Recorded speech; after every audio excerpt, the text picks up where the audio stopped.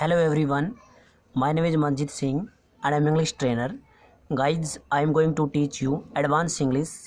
It is very important topic. Let's start. बहुत ही important है, इसको करते हैं। आप आपके दैनिक जीवन में कई बार इन वर्डों को यूज़ करते हैं, इनको करते हैं। Let's start. यहाँ पे ऊपर लिखा है कांट हेल्प प्लस वर्ब की first form ING।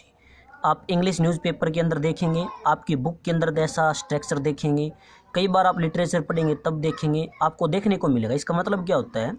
Can't help plus verb की फर्स्ट फॉर्म ING का इसका हिंदी मतलब होता है किए बिना नहीं रह सकता। भाई कोई काम किए बिना नहीं रह सकता। एक बार फिर बताता हूँ, जब कांट हेल्प प्लस वर्ब की फर्स्ट फॉर्म ING आए तो उसका हिंदी में मतलब होता है किए बिना नहीं रह सकता।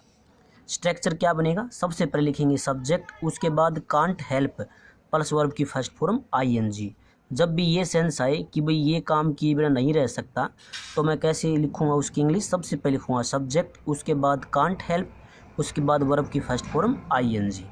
जैसे मैं असे बिना नहीं रह सकता। अब सब्जेक्ट हमारा क्या है? मैं की इंग्लिश क्या होगी? आई। अब बिना नहीं रह सकता कांट हेल्प, और ऑब्जेक्ट हमारा क्या है? ING लिखेंगे laughing. I can't help laughing. मैं असे बिना नहीं रह सकता। आगे है मैं सच बोले बिना नहीं रह सकता। अब मैं की इंग्लिश आई, अब नहीं रह सकता कि कांट हेल्प। ऑब्जेक्ट हमारा क्या है? Speaking truth. I can't help speaking truth. मैं सच बोले बिना नहीं रह सकता। कांट हेल्प के बाद हमेशा वर्ब की फर्स्ट फॉर्म ING का यूज़ करेंगे।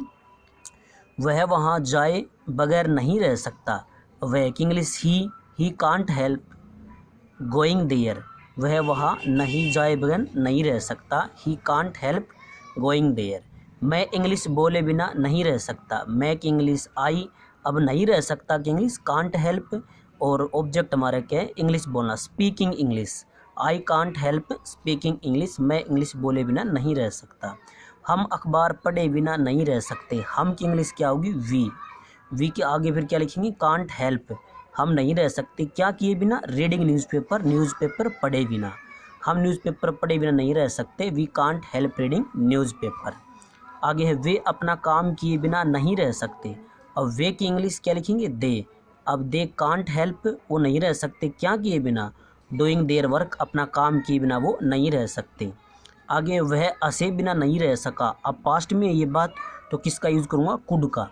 वह की English he could not, he couldn't help laughing. वो हंसे बिना नहीं रह सका। आगे है दूसरा पार्ट है इसका।